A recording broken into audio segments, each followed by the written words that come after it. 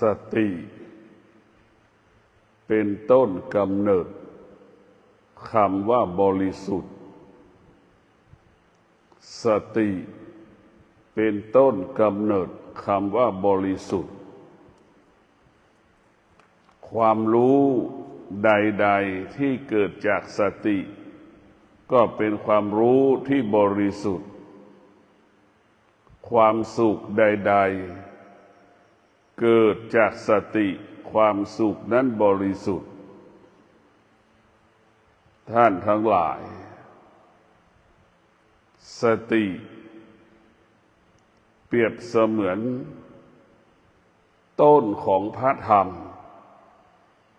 รากเหง้าของพระธรรมเป็นรากฐานของพระธรรมสติเปรียบเสมือนแผ่นดินสติเปรียบเสมือนแผ่นน้ำสติเปรียบเสมือนท้องฟ้ามันยิ่งใหญ่สติจึงเป็นหลักคำสอนของพระพุทธเจ้าพระพุทธเจ้าจึงใช้สติในการดำเนินชีวิตประจำวันใช้สติในการใช้สติกำกับกำหนดควบคุมกายวาจาใจขณะที่ดำรงตนเป็นนักบวชพวกเราทั้งหลายถ้าสติก็เปรียบเสมือนแม่นั่นแหละมันยิ่งใหญ่สติก็เปรียบเสมือนนายจ้างสติก็คือเป็นใหญ่สติก็คือหัวหน้านั่นคือเป็นใหญ่เพราะฉะนั้นพวกเราทั้งหลายเรามีสติพิจารณากายของเราใจของเรากายบริสุทธิ์ด้วยสติจิตบริสุทธิ์ได้ด้วยสติคำพูดทุกคำพูดที่เราพูดบริสุทธิ์ด้วยสติอะไรที่เกิดจากสติล้วนเป็นความจริงทั้งสิ้นอะไรที่เกิดจากสติเป็นสิ่งที่ทุกคนแสวงหาเป็นสิ่งที่ทุกคนควรต้อนรับคำว่าสติก็คงเป็นสิ่งที่ดีงามเป็นสิ่งที่งดงามเปรียบเสมือนอัญมณีชั้นหนึ่งของโลกก็ว่าได้ที่ทุกคนต้องการและแสวงหาสติก็เปรียบเสมือนเครื่องประดับชั้นหนึ่งของโลกทุกคนก็แสวงหาพวกเราทั้งหลายสติรักษา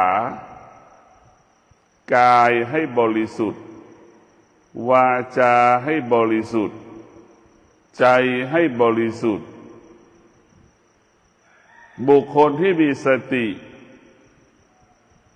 จะเป็นบุคคลที่บริสุทธิ์ไปที่ใดคนก็ต้อนรับไปที่ไหนคนก็ต้อนรับเรียกว่ามีความสง่างามมีความงดงามในตัวมันเองเพราะสตินั่นมันอยู่เหนือความแก่ด้วยสติแก่ด้วยงดงามแก่ด้วยปัญญาแก่แล้วงดงามแก่ด้วยวิชาแก่แล้วงดงามพวกเราทั้งหลายมีสติมากก็ยิ่งงดงามมากยิ่งแก่แล้วมีสติและมีความงดงามคนที่มันแก่อายุมากแล้วมีสติเป็นที่เคารพรักของคนรอบๆข้าง ผู้ที่มีสติก็คือเป็นผู้รู้ความจริงผู้เข้าถึงความจริงแล้วก็ออกจากความจริงรู้ความจริงเข้าถึงความจริงเสร็จแล้วสติก็จะให้เราออกจากความจริงให้เราละความจริงให้เราอยู่เหนือความจริงดั่งลมหายใจเข้าดั่งลมหายใจออกมันเป็นความจริงเรื่องของอดีตเป็นเรื่องของอดีตเป็นเรื่องของอนาคตแต่สติอยู่เหนือลมหายใจเข้าอยู่เหนือลมหายใจออกลมหายใจเข้าลมหายใจออกเปลี่ยนแปลงแปรสภาพแปรปรวนตลอดเวลาส่วนสตินั้นรู้อาการของจิตรู้อาการของจิตเข้าหายใจเข้าหายใจออกละเอียดหยาบสั้นยาวรู้สติได้อยู่เหนือพวกเราทั้งหลายสติได้ไปอยู่เหนือลมหายใจสติอยู่เหนืออดีตสติอยู่เหนืออนาคตสติอยู่เหนืออดีตสติอยู่เหนืออนาคตจนถึงที่สุดสติไม่มีอดีตไม่มีอนาคตพวกเราทั้งหลายไม่มีปัจจุบันสติไม่มีอดีตไม่มีอนาคตไม่มีอดีตไม่มีอนาคตไม่มีปัจจุบันสติไม่อยู่เหนืออดีตอยู่เหนืออนาคตอยู่เหนือปัจจุบันอีกพวกเราทั้งหลายนี่คือมันยิ่งใหญ่หัวใจของผู้ที่ปฏิบัติธรรมเนี่ยธรรมมันจะออกจากจิตใจของเราธรรมมันจะออกจากจิตของเราออกจากกายของเราเพราะนั้นธรรมะที่เกิดจากจิตมันย่อมแตกต่างจากธรรมะที่เกิดจากการอ่านหนังสือธรรมะเกิดจากจิตมันเป็นธรรมะที่บริสุทธิ์พวกเราทั้งหลายดังคำว่าจิตสติเนี่ยอยู่เหนืออดีตอยู่เหนืออนาคตสติไม่มีอดีตสติไม่มีอนาคตมันไม่มีในตำราคำนี้ผู้ปฏิบัติธรรมเท่านั้นถึงจะรู้ผู้เข้าถึงธรรมเท่านั้นถึงจะรู้พวกเราทั้งหลายสติมันจึงเป็นรากฐานของชีวิตเราทุกอย่างสติต้องไปกำกับกำหนดควบคุมหมดตั้งแต่เท้าขวาเท้าซ้ายสติก็ต้องไปกำกับมือขวามือซ้ายสติก็ไปกำกับตาหูจมูกลิ้นกายใจสติก็ต้องไปกำกับเพราะฉะนั้นสติจึงเป็นใหญ่จึงชื่อว่าเป็นผู้เป็นใหญ่สติผู้เป็นใหญ่ผู้เป็นหัวหน้าผู้เป็นประธานถ้าเรามีสติแล้วทุกคนยอมรับนะดังหลวงปู่มั่นพระทั่วโลกยอมรับนับถือเคารพหลวงปู่เพราะหลวงปู่เป็นผู้ที่มีสติบริสุทธิ์เมื่อมีสติแล้วมันจะบริสุทธิ์จะอยู่กับธรรมอยู่กับธรรมเอาธรรมเป็นหลักหลวงปู่จึงไม่สร้างศาสนวัตถุหลวงปู่จึงจะเอาศาสนธรรมเป็นใหญ่เพราะหลวงปู่รู้ว่าธรรมเท่านั้นจะทำให้ยั่งยืนพวกเราทั้งหลายธรรมะจะทำให้เรายั่งยืนสตินี่แหละจะทำให้เรายั่งยืนธรรมะก็หมายถึงสติรู้จักหน้าที่ของตนเองเรามีสติรู้จักหน้าที่แล้วก็ทำหน้าที่นั้นได้สมบูรณ์แบบนั่นคือสติ ตัวสตินั้นมันจะไม่มีคำว่าทุกข์และสุขมันจะทำหน้าที่ของมันเป็นปกติไม่มีสุขไม่มีทุกข์ไอ้จิตต่างหากที่มันมีสุขมีทุกข์สติมันไม่มีสุขมันไม่มีทุกข์จิตต่างหากไปมีสุขไปมีทุกข์จิตต่างหากที่เอามีดไปฟันเขาเห็นไหมนั่นแหละจิตต่างหากที่เอามีดไปทิ่มเขานั่นแหละมีดมันก็อยู่เหมือนเดิมของมันมีดไม่ได้วิ่งเอามีดไม่ได้วิ่งที่จะเอาไปทิ่มคนอื่นมันไม่มีค้อนก็มันไม่วิ่งเอาไปทุบหัวคนมันไม่มีจิตของเราต่างหากที่เอาค้อนไปทุบหัวเขาจิตเราต่างหากที่เอาค้อนไปทุบเขาจนเขาตายพวกเราทั้งหลายเราจะตายก่อนเวลากำหนดก็เพราะจิตเราจะเจ็บก่อนเวลากำหนดก็เพราะจิตเพราะจิตมันเจ้าเล่ห์จิตมันเจ้าอุบายมันหลอกเราหมดมันหลอกเราส่วนมากคนก็เป็นหลงจิตคนที่โง่ก็หลงจิตคนที่ฉลาดก็ยึดเอาสติคนที่โง่ก็ยึดจิตพวกเราทั้งหลายคนฉลาดจะเอาสติคนที่โง่ก็จะเอาจิตจิตคือผู้ไม่รู้จิตนะคือผู้ไม่รู้มันเป็นโจรก็ได้มันเป็นลูกจ้างก็ได้จิตเห็นไหมมันเป็นทุกอย่างที่คนเกิดมาเป็นอะไรบ้างจิตเปรียบเสมือนคนที่มีหน้าที่เกิดมาแล้วมีหน้าที่นะจิตเป็นทุกอย่างนั่นแหละคือจิตเป็นลูกจ้างเป็นนายจ้างลูกจ้างต้องมีเยอะแยะล้างห้องน้ำอีกเอาเก็บขยะอีกเฝ้าสมบัติอีกเฝ้าบริษัทอีกเห็นไหมจิตของเราเนี่ยมันเป็นไปได้ทุกอย่างเพราะฉะนั้นพวกเราทั้งหลายจิตเป็นเรื่องของคนโง่สติเป็นเรื่องของคนฉลาดผู้ที่ฉลาดก็จะพึ่งพาสติอาศัยสติพวกเราทั้งหลายชีวิตของเรานั้นต้องพึ่งพาสติดังพระพุทธเจ้าดังพระอรหันต์ดังพ่อแม่ครูบาอาจารย์เป็นต้นเอาสติมาเป็นหลักถ้าเรามีสติเราก็เป็นผู้รู้เมื่อเรามีสติเราจะเป็นผู้ไม่หลงเรามีสติเราจะเดินทางเส้นทางตรงเลย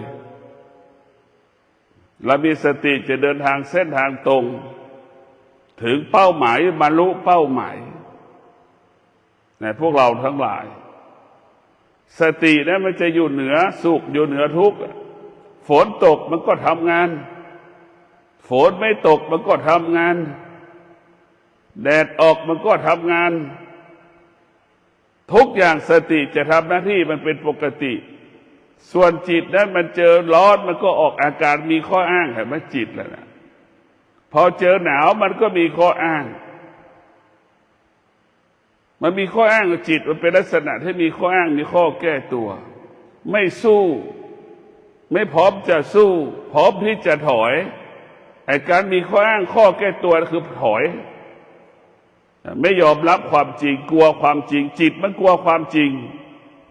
ตรงข้ามกับสติต้องการความจริงรับรู้เรื่องความจริงอยู่กับความจริง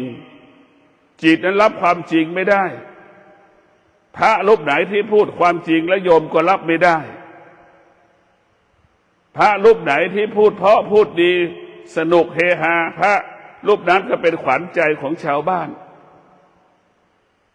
พวกเราทั้งหลายพระที่ปฏิบัติจะไม่ชนะใจชาวบ้าน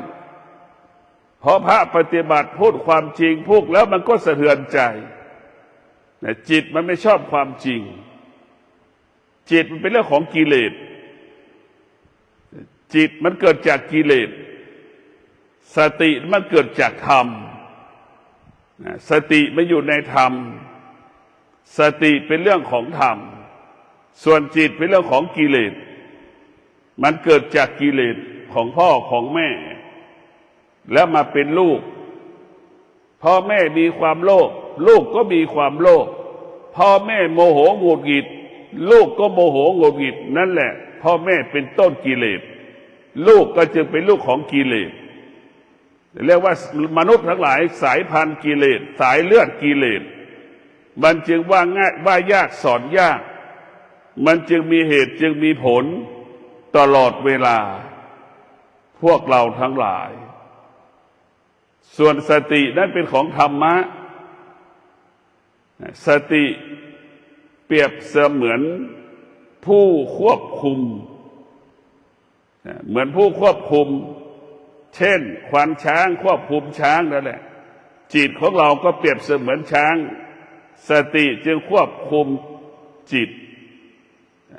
เหมือนควานช้างขึ้นคอช้างเนี่ยสั่งช้าง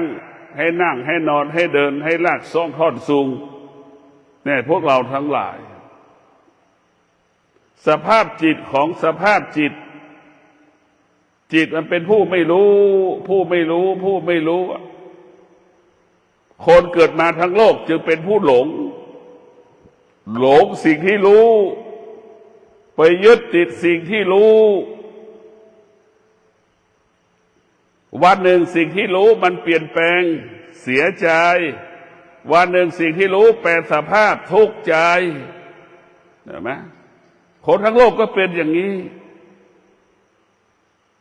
พวกเราทั้งหลายสติมันเป็นผู้ไม่รู้มันก็หลอกแล้วหลอกอีกหลอกแล้วหลอกอีกหลอกเราหลอกให้เราสุขหลอกให้เราทุกข์เห็นไหมทั้งวันทั้งคืนมันหลอกเราตลอดเวลาแต่เราก็ตกอยู่ใต้อำนาจจิตที่มันหลอกเดี๋ยวสุขเดี๋ยวทุกข์เดี๋ยวสุขเดี๋ยวทุกข์เดี๋ยวพอใจเดี๋ยวไม่พอใจนี่อาการเหล่านี้กิริยาอาการนี้คือจิตมันหลอกเราจนเราอายุ80มันก็เราก็ยังถูกมันหลอกอยู่เพราะเราเอาจิตเป็นใหญ่จิตคือผู้ไม่รู้เรียกว่าจิตคือคนใช้จิตคือกายจิตเปรียบเสมือนกายจิตเปรียบเสมือนคนใช้สติเหมือนนายจ้างนึกดูกันแล้วกันเราจะเป็นนายจ้างก็ต้องมีสติเมื่อเราต้องการเป็นคนใช้ให้เป็นเรื่องของจิตใช้จิตเลือกเอาเองว่าเราจะเอาสติหรือเอาจิตสติคือนายจ้างจิตคือลูกจ้างแค่ได้เห็นได้ชัดเจนไม่มีใครที่ไหนอยากจะเป็นลูกจ้างเพราะมันไม่อิสระใช่ไหมแต่คนส่วนมากปากพูดว่าไม่อยากเป็นลูกจ้างแต่ความจริงเราก็ดำรงฐานะเป็นลูกจ้างเป็นทาสของตนเองจะเป็นทาสของจิตในทุกวันนี้เราเป็นทาสของจิตเป็นทาสอารมณ์ของจิตเป็นธาตุของอารมณ์จิตอยากได้อย่างนั้นก็ไปตามหามันจะไม่มีวันจบสิ้นเหมือนเราไปอยู่ใต้อำนาจการเราแต่งตัวนะซื้อเสื้อไม่รู้จะกี่สิบตัวล่ะเสื้อเราไม่รู้มีจำนวนมากมายมหาศาลในตู้ในพวกเราทั้งหลายสะสมสั่งสมเห็นไหมนะจิตมันจะเป็นผู้สะสมสั่งสมเสื้อก็ไม่ใช้ไม่ใส่แล้วก็หวงแล้วก็เก็บไว้นั่นแหละคือจิตเป็นเช่นนั้นส่วนสตินั้นจะไม่สะสมสิ่งใดๆจะไม่สะสมความรู้แล้วก็ละสติรู้แล้วก็ทิ้งไปรู้แล้วก็ปล่อยมันไปรู้แล้วไม่ยึดติดสิ่งที่เรารู้เพราะฉะนั้นจิตมันจะยึดติดส่วนสตินั้นจะไม่ยึดติดรู้แล้วก็ละสิ่งที่เรารู้เห็นไหมสติรู้แล้วก็ละส่วนจิตนั้นรู้แล้วก็ยึดติดสิ่งที่รู้มันแตกต่างกันเพราะฉะนั้นจิตมันจะยังไม่อิสระสตินั้นจะทำให้เป็นอิสระสติจะเท่ากับเป็นอิสระสติจะเท่ากับเป็นเอกราช สติถ้าเราเป็นเอกพจน์ยิ่งใหญ่เป็นหนึ่งสติจะทำให้เราเป็นหนึ่งทุกคนไม่อยากเป็นสองหรอกคนที่อยากเป็นหนึ่งต้องมีสติเมื่อมีสติก็เป็นหนึ่งเป็นอมตะไม่เปลี่ยนแปลงไม่แปรสภาพเป็นสิ่งอื่นๆเพราะนั้นสติได้ไม่สภาพเปลี่ยนแปลงไปอื่นมันคงความเป็นปกติเช่นนี้แบบนี้เหมือนเกลือที่มันเค็มนะมันก็เค็มอย่างนี้แหละลักษณะของเกลือสติจะคงสภาพเดิมสภาพเดิมเหมือนไฟมันร้อนเหมือนน้ำมันเย็นเนี่ยเป็นแบบนั้นแต่พวกเราทั้งหลายตัวสติเนี่ยจะเป็นผู้ตัวสติเปรียบเสมือนพ่อแม่ครูอาจารย์คอยอบรมสั่งสอนจิตของเราเมื่อได้รับการอบรมสั่งสอนจิตเรานั้นก็จะเป็นจิตของผู้รู้จิตที่ได้รับการฝึกฝนจิตนั้นจะมีคุณค่าจิตได้รับการอบรมจิตนั้นจะเป็นคุณค่าจิตเป็นผู้รู้จิตก็จะมีคุณค่าจิตไม่ได้รับการฝึกฝนหมดค่าเหมือนก้อนหินที่ไม่ได้แกะสลักนะเหมือนขยะที่เขาทิ้งไม่มีค่าใดๆทั้งสิ้นแต่ถ้าขยะเราเก็บมารวมแล้วไปขายมันมีค่าหินเอามาแกะสลักแล้วมีค่าเปรียบเสมือนเราอบรมจิตให้จิตเป็นผู้รู้และจิตจะมีค่าเพราะฉะนั้นพวกเราทั้งหลายจิตจะเป็นผู้รู้ได้จิตนั้นต้องอาศัยธรรมะทุกวันนี้จิตเราไม่เอาธรรมะจิตเราไปอยู่กับธรรมชาติไปเอาธรรมชาติก็หมายถึงความโลภความโกรธความหลงความอยากได้อยากมีอยากเป็นจิตเราไปติดตรงนี้หมดแต่พวกเราทั้งหลายอยากได้อยากมีอยากเป็นจิตเราเป็นอย่างนี้หมดเลยพวกเราไม่ไปยึดติดสิ่งเหล่านี้ทั้งหมดทั้งสิ้นมันไม่มีคำว่าจบสิ้นโดยเฉพาะสติเนี่ยมันจะเป็นภาษาธรรมะภาคปฏิบัติโดยเฉพาะพ่อแม่ครูบาอาจารย์ทุกลูกจะใช้คำว่าสติสติจะเป็นสิ่งที่มีค่าสำหรับธรรมะสำหรับผู้ที่ปฏิบัติธรรมโดยเฉพาะพระสงฆ์ผู้ปฏิบัติจะใช้คำว่าสติเป็นตลอดเวลาเอาสติมาเป็นใหญ่จะพูดคำว่าสติจะใช้คำว่าสติจะอยู่กับสติจะกินกับสตินอนกับสติจะพูดแบบนี้ใช้อย่างนี้ตลอดเวลาส่วนคนที่ไม่ได้ปฏิบัติธรรมนั้นอยู่กับธรรมชาติกินกับธรรมชาติคือใช้ความคิดเป็นธรรมชาติของมนุษย์คิดว่าเป็นอย่างนั้นคิดว่าเป็นอย่างนี้คิดว่านอนที่นู่นจะเป็นแบบนั้นนอนที่นี่จะเป็นอย่างนี้กินที่นู่นจะเป็นอย่างนั้นกินที่นี่จะเป็นอย่างนี้คิดเองเองโดยปราศจากข้อเท็จจริงโดยปราศจากความเป็นจริงแต่สตินั้นเป็นความจริงของปัจจุบันอยู่กับปัจจุบันแล้วก็ให้อยู่เหนือปัจจุบันอยู่กับปัจจุบันแล้วก็อยู่เหนือปัจจุบันอีกทีหนึ่งนะพวกเราทั้งหลายอยู่กับปัจจุบันอยู่เหนือปัจจุบันรู้ว่าปัจจุบันมันก็กลายเป็นอดีตส่วนสติคงสภาพเดิมเสมอแบบนี้อย่างนี้พวกเราทั้งหลายเราต้องให้ใช้สตินั่นคือเปรียบเสมือนไม้สติเปรียบเสมือนไม้ค้ำโพนั่นแหละพวกเราทั้งหลายไม้ค้ำโพร่างกายของเราชีวิตของเราจิตใจของเราเปรียบเสมือนต้นโพต้นไม้ที่มันจะใกล้เอียงแล้วเราเอาไม้ไปค้ำนั่นแหละสติจะค้ำชูชีวิตของเราบุคคลที่มีสติกินน้อย นอนน้อยกินน้อยนอนน้อยกินพอประมาณนอนพอประมาณไอ้คนที่ขัดไอ้คนที่ใช้ความคิดคนที่ใช้จิตกินมากนอนมากกินมากนอนมากทำงานน้อยเห็นไหมพวกเราทั้งหลายมันไม่สมดุลกันจิตยังไงมันก็สร้างความไม่สมดุลให้กับร่างกายกับชีวิตของเราดังคนจำนวนมากมีเงินด้วยจิตเราไม่ได้มีเงินด้วยสติเรามีทรัพย์สมบัติด้วยจิตพอมีทรัพย์สมบัติมันเกิดขึ้นแล้วเห็นไหมเรามีเงินแล้วไม่มีความสุขเพราะมันเป็นจิตจิตมันหลอกเรามีเมียด้วยจิตพอมีเมียแล้วมันก็ไม่มีความสุขนั่นคือมีเมียด้วยจิตมันจะเป็นเช่นนั้นแหละพอเรามีแต่งงานแล้วอยากมีลูกคิดว่ามีลูกไว้จะมีความสุขพอมีลูกแล้วก็ไม่มีความสุขนั่นแหละมีลูกด้วยจิตตรงกันข้ามสติมันจะบอกมันจะสอนสุขด้วยสติสุขทุกลมหายใจไม่มีรูปแบบไม่มีกฎเกณฑ์ไม่มีกติกาไม่มีวัตถุไม่มีบุคคลไม่มีสถานที่สุขกลางอากาศสุขของสติคือสุขกลางอากาศ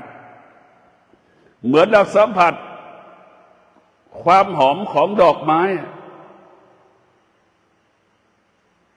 ดอกไม้อยู่จากต้นได้ส่งกลิ่นหอมกระทบจมูกนั่นแหละสติ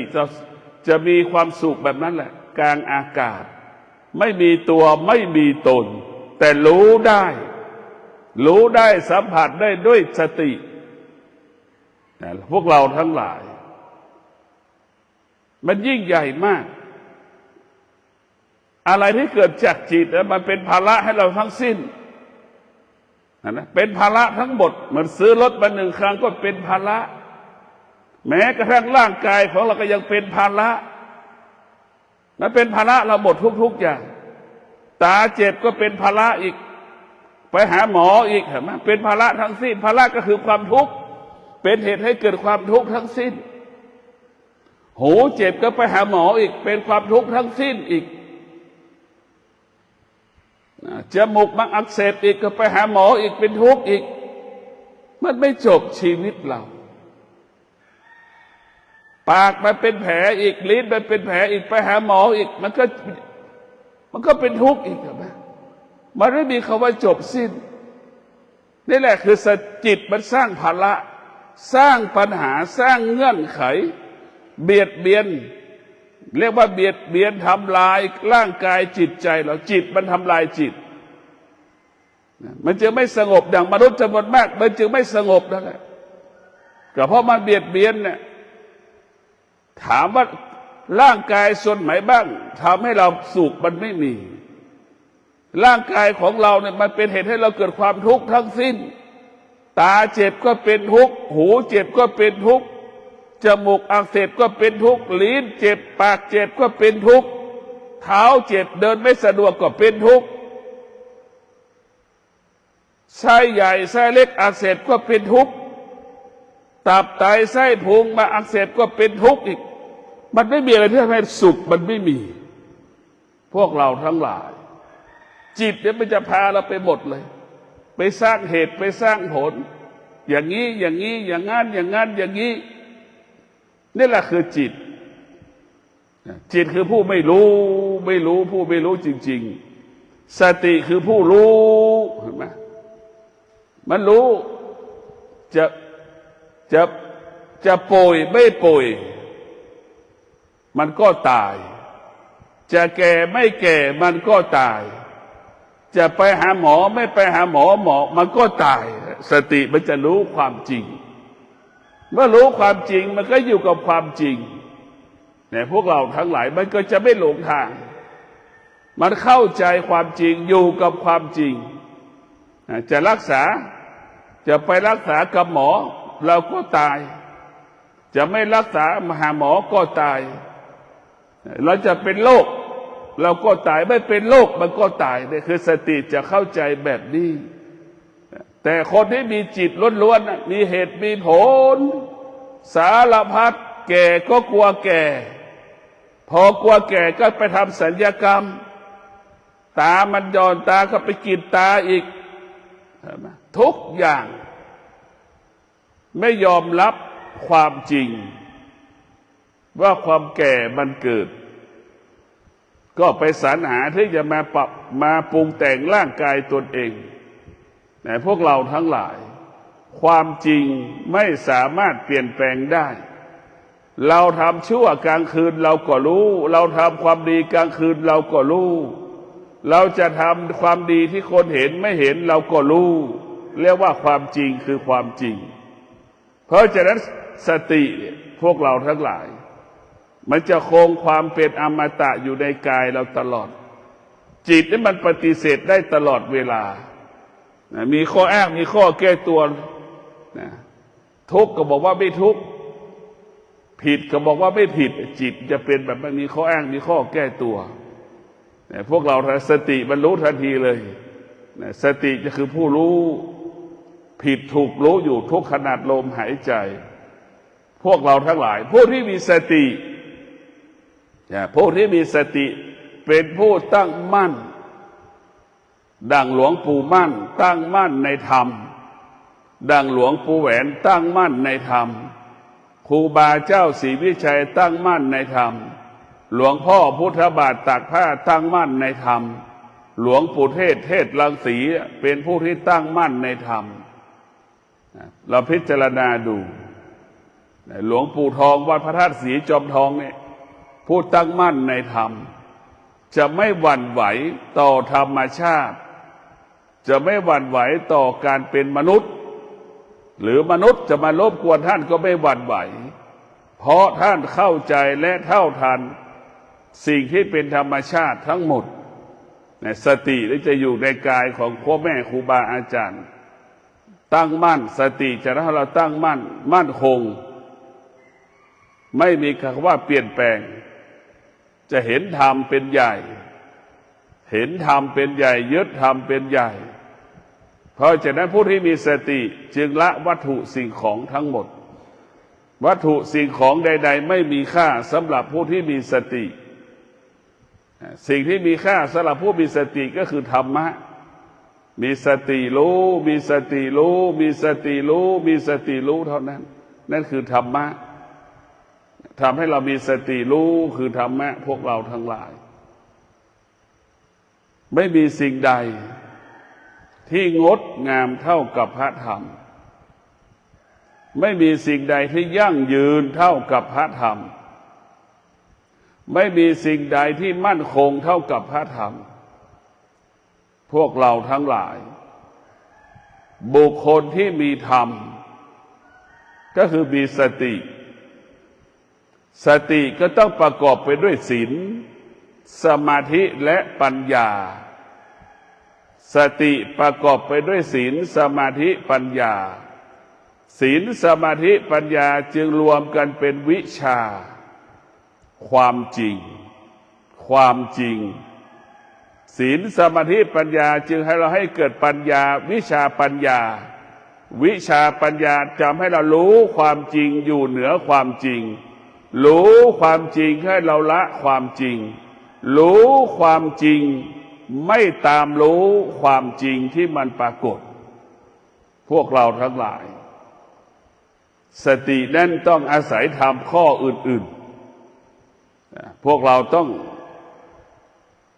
ธรรมะของพระพุทธเจ้ามันประสานกันหมดมันเป็นเนื้อเดียวกันหมดมันไม่ได้แยกเป็นข้อดังคำว่าสติเนี่ย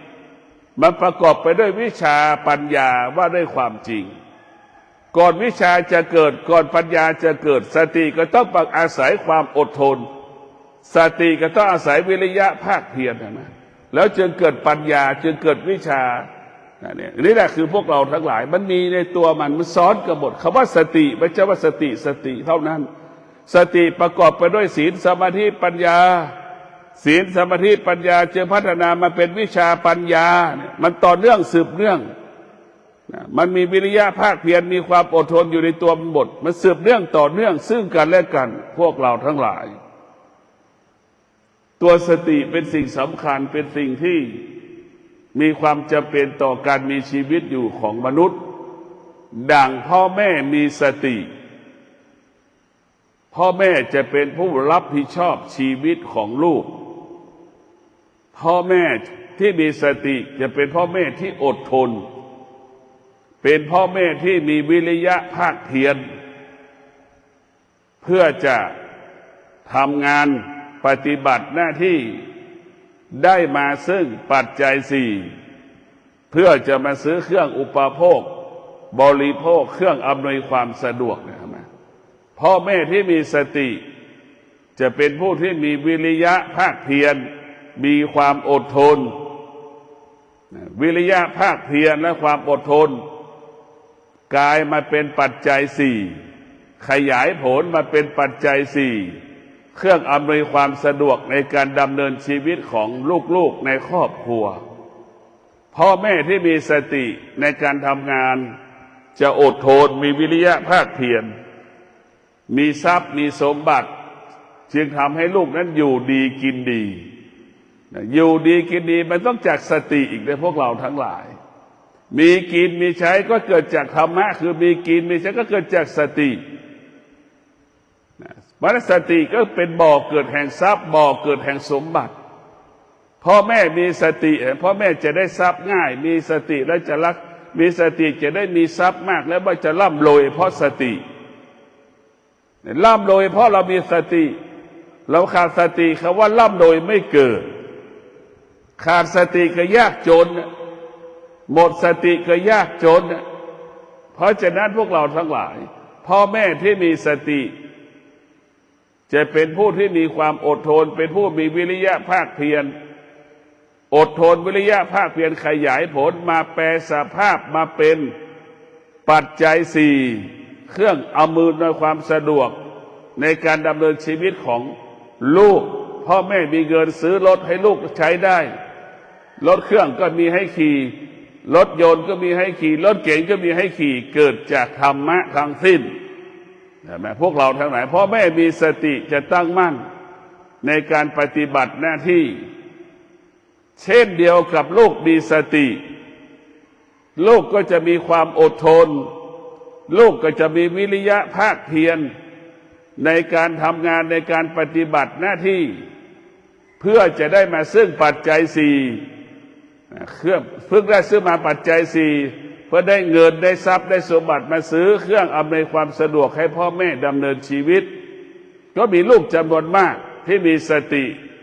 ตั้งมั่นในการดำรงตนปฏิบัติหน้าที่ทำงานแล้วก็ได้เงินมาซื้อเครื่องอำนวยความสะดวกให้พ่อให้แม่ให้พ่อแม่อยู่ดีกินดีลูกมีสติท้องพ่อแม่ท้องอิ่มท้องมันเต็มกินอิ่มนอนหลับมีความสุขในโลกที่มีสติจะทำให้พ่อแม่ได้มีความสุขกินอิ่มอบอุ่นกินแล้วมีความสุขนอนแล้วมีความสุขนั่นแหละคือสติมันมีพลังมากดังที่บอกว่าทำอำนาจของสติมันมีพลังลูกที่มีสติจะทำให้พ่อแม่มีความสุข